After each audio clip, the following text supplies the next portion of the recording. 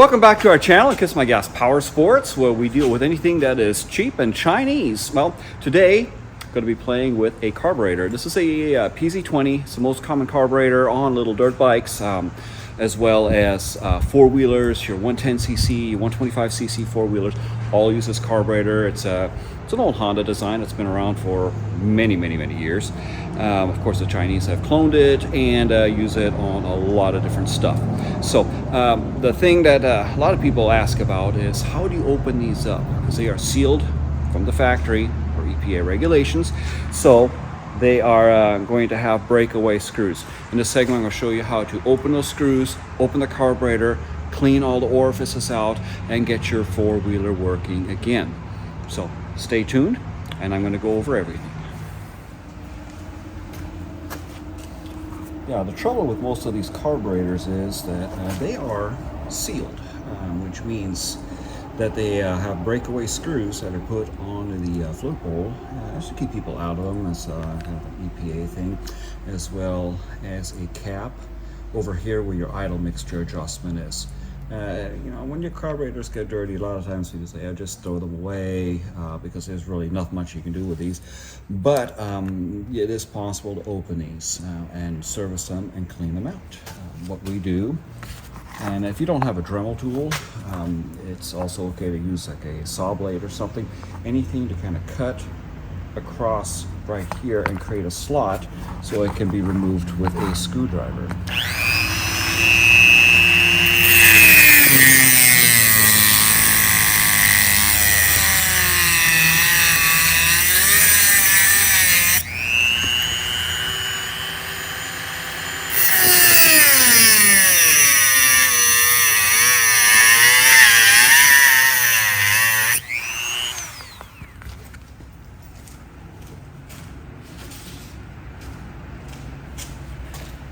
Try not to use a screwdriver that is much bigger or any bigger than this screw itself. Looks like this one might be a little bit too tight of a fit. I have to go a little bit smaller.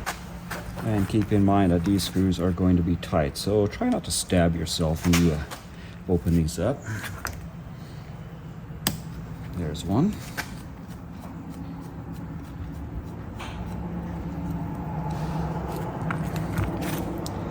And then here is the other.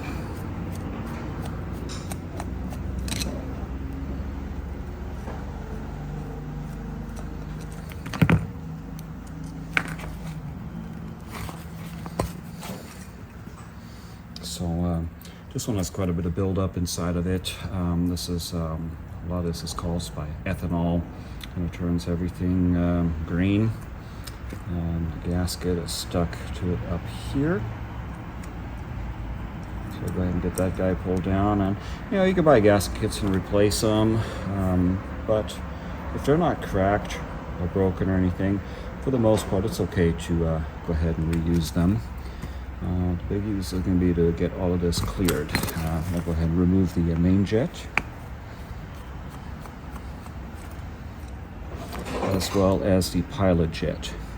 Now, whenever you have a little dirt bike or four-wheeler that uses this carburetor and it doesn't idle, 9 out of 10 times it's because this jet right here is clogged. I do have a tool to get them cleared out. Tiny little wire cleaner set. And just get it twisted through there to where it goes all the way through.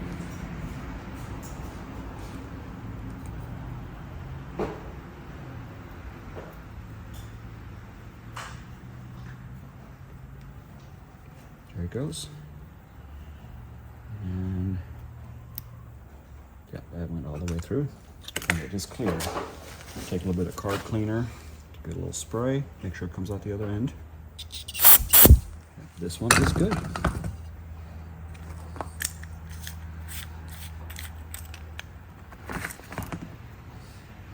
All right, now I'm going to go ahead and remove the float.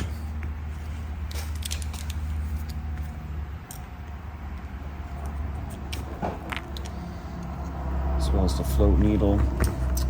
Inspect this, make sure it doesn't have too much buildup on it. This one's got a little bit. The rubber part of it looks okay, so I think this one will be fine.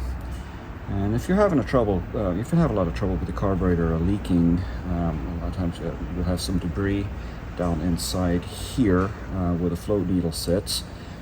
Easy way to clean that up is to take a small drill bit that just barely fits in there.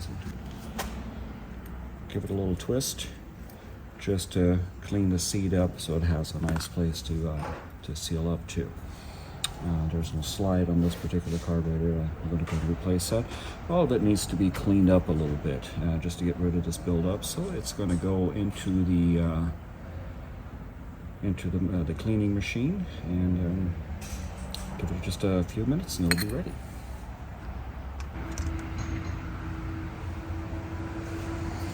All right. Here the carburetor came out of the ultrasonic cleaner, and it's cleaned it up nicely. Next thing I'm going to do is I'm going to go ahead and remove the main jet holder and remove any buildup on these. It has got some small holes right here on the edges, and you'll just make sure that they're clear. Best way is just give them a little spray and see if something comes out. So, spraying out all directions. Just always wear eye protection. Make sure these don't end up in your eyeballs. Get that guy turned back in, snugged up, and also put the main jet back in. This one's got a little buildup on it, so I'm going to give it a quick spray. And it kind of looks like it's clogged, so get our nifty cleaner tools here. Give it a quick poke and make sure that it is clean.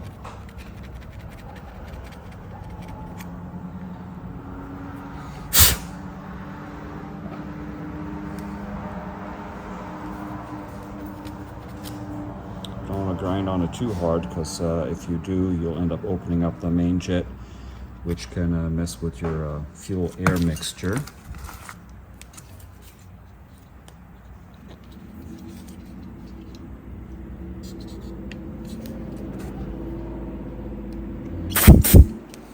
Quick spray. That's ready to go back in. Another thing I did is I went ahead and drilled out the brass plug for the adjuster for your idle air mixture adjuster. Some have a small needle in it, some types of carburetors, but these PZ20s, the common carburetor, is going to be just a spring and a needle. Let's make sure they're clean. Spray this out, and make sure fuel can flow through everywhere. And then you go ahead and turn this guy back in, and then you turn it all the way in, and then your fail-safe on these is going to be one turn out. So I've hit bottom, I'm going to go half, one turn, and now at least I know I'll have a baseline, so when I go to start this engine, I can adjust it from there, but it should idle. All right. Here's your idle speed screw. Don't really need to mess with that. Got a little bit of dirt here and there. Get rid of that, make it nice and pretty. Also, you want to make sure that your O-ring is present. They have come out, or they get stuck to the insulator. That's between this and the intake manifold, and obviously if you don't have this O-ring, it is not going to, it'll run, but it will not idle. All right, so now, time to reinstall the pilot jet.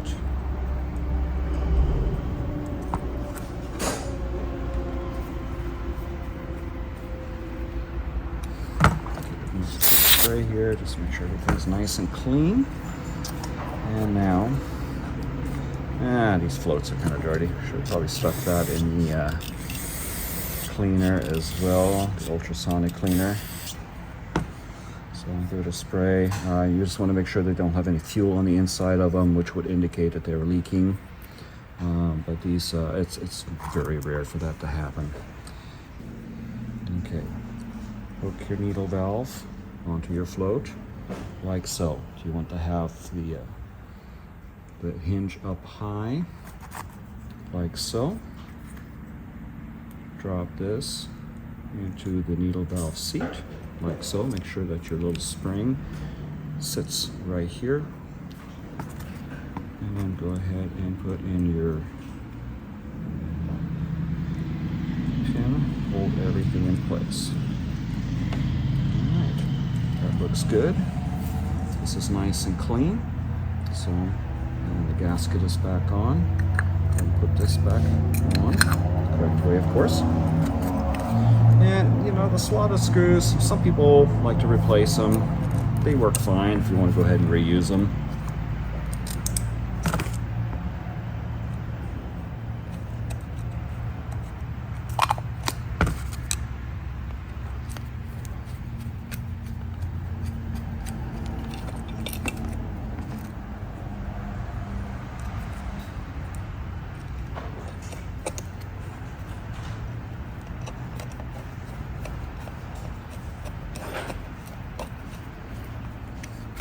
All nice and clean.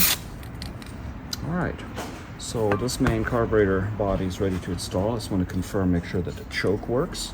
It's got a gold lever right here. You flip it up and it drops the choke down in here. And it also has a little port inside that opens up just to let some extra air through.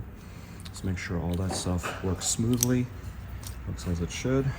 A little spray through these orifices. Make sure everything is clear. All right, fantastic. Now the only thing I got left is the slide. On these, basically, you just want to make sure that they're clean. Make sure the needle is attached. It's got a little clip inside there that holds it in place. Most of these are going to be not adjustable. Any of the EPA carburetors are not going to be adjustable. But they work just fine. If you get a little bit of bogginess in the carburetor, some folks like to put little shims underneath the needle just to raise it up a little bit, just to give you a little bit of extra fuel. So other than that, you have your spring and all the stuff that is probably still attached to your four-wheeler or dirt bike. Slide it back in. And when you go to slide it back in, it is very, very important, and this is a mistake a lot of folks make. Inside here, there is a slot right here. Down below, this is your idle speed adjustment screw. Use your slot on the back side, so when it goes in, it goes through there and it drops all the way down. If this does not drop all the way down, you need to turn it to where it drops in. Otherwise, when you go to start this thing, it is going to be wide open throttle. If it's in gear, it'll take off across the shop for you. So not something that you want to happen. But now, once it's in, I can change my idle mixture, and everything is clean and it is adjustable. So this carburetor should work just great. Thank you so much for watching.